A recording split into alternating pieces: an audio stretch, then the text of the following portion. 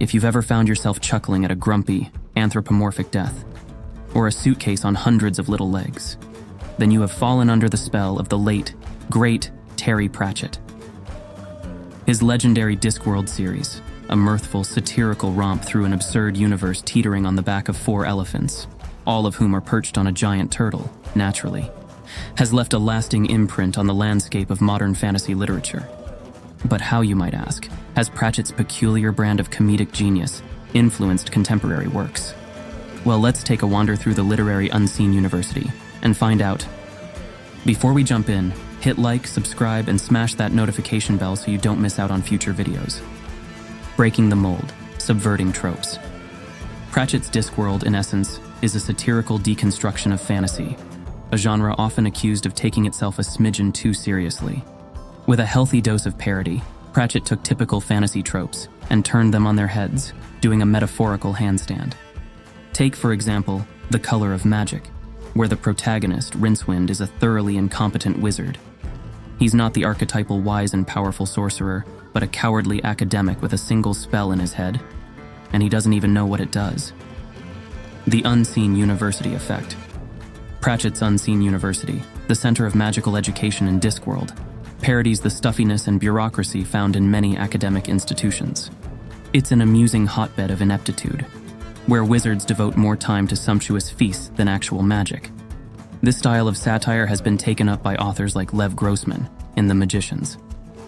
Breakbill's College for Magical Pedagogy, although more American fraternity than British academia, embodies the same tongue-in-cheek critique of educational institutions. Witty social commentary. Pratchett was no stranger to using his novels as a platform for social commentary. He tackled everything from politics and religion to gender and racial discrimination, all neatly packaged within sharp wit and humor. Monstrous Regiment is a perfect example. It's a delightful romp about a young woman dressing up as a man to join the military, only to discover that most of her regiment are also women in disguise. It brilliantly challenges gender norms and expectations, all with a knowing wink. Modern fantasy authors have taken this baton and run with it. N.K. Jemisin's The Fifth Season not only uses a unique narrative structure to tell its story, but also delves into complex themes of oppression, discrimination, and social hierarchy. And she does it with such style Terry would be proud. Ankh-Morpork, City of Possibilities. Ankh-Morpork, Discworld's bustling city-state, is a melting pot of species, cultures, and ideas. Pratchett uses the city to explore themes like multiculturalism, commerce, and urban life. Its influence is evident in Scott Lynch's The Lies of Loch Lamora, where the city of Camor is as much a character as the protagonists themselves. The Nanny Ogg Impact. Pratchett's characters are wonderfully flawed, human, even when they're not, and often unapologetically female.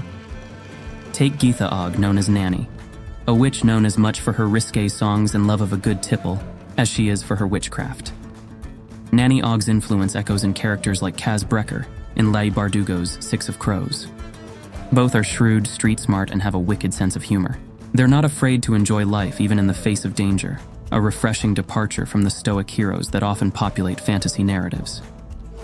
The power of narrative, storytelling in Discworld. Pratchett often played with the idea of narrative causality, the concept that stories, once in motion, have their own momentum and tend to follow certain patterns. This meta-narrative approach has influenced works like Patrick Rothfuss's The Kingkiller Chronicle, where the power of stories and storytelling is a recurring theme. The Luggage Legacy. Pratchett's Discworld is known for its wacky, sentient objects, the most famous probably being the luggage, a travel trunk made of sapient pearwood, running around on countless little legs. This tradition of giving life and personality to inanimate objects has been carried forward by authors like V.E. Schwab. In her Shades of Magic series, the magical coats, which change their form according to the wearer's needs, bear a striking resemblance to Pratchett's sentient artifacts. The Night Watch and Modern Morality. The characters of the Night Watch, particularly Sam Vimes, embody Pratchett's commentary on law, justice, and moral complications. Vimes's character development, from a drunken night watchman to the Duke of Ankh-Morpork, resonates with characters like Sandan Glokta in Joe Abercrombie's The First Law series, where a tortured inquisitor grapples with his own morality. Embracing the absurd. Perhaps one of the most distinctive aspects of Pratchett's writing is his embracing of the absurd and ridiculous. This is a man who created a character called Death, who speaks like this, and has a fondness for cats. This embracing of the absurd has found a home in modern fantasy as well. Neil Gaiman's Neverwhere is a prime example. With its bizarre characters and surreal under-London setting, it's like Alice in Wonderland fell down a rabbit hole and ended up on the underground. The Granny Weatherwax School of Hard Knocks. Of course, we can't forget Granny Weatherwax, with her sharp wit, sharper tongue, and penchant for headology instead of traditional spellcasting. Her influence can be seen in characters like Minerva McGonagall in J.K. Rowling's Harry Potter series. Both are no-nonsense, wise, and possess a firm but fair approach to their charges. The patrician's political prowess. Pratchett's portrayal of the Machiavellian patrician, Lord Vetinari, is a keen-edged satire of political systems. Vetinari's rule, while autocratic, is surprisingly effective and popular. Pratchett uses Vetinari to question what makes a good leader. This style of political satire resonates with George R.R. Martin's A Song of Ice and Fire, where the struggle for power and the concept of rightful rulership are central themes. The Pratchett paradigm. Terry Pratchett's Discworld series has undeniably left an indelible mark on the realm of fantasy literature. His unique blend of humor, satire, and insightful commentary, intertwined with memorable characters and absurd situations, has shaped the genre in ways that continue to resonate with readers and writers alike.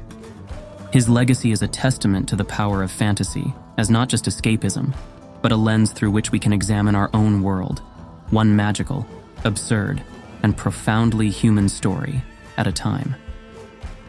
Discworld continues to cast its spell over the fantasy genre, from its satirical institutions to its unconventional characters, and we're all the better for it. After all, as Pratchett himself said, fantasy is an exercise bicycle for the mind. It might not take you anywhere, but it tones up the muscles that can. So here's to the continued toning of our mind muscles, courtesy of Discworld's legacy. Thanks for listening. To find out more about John Cronshaw and his work, visit John Cronshaw.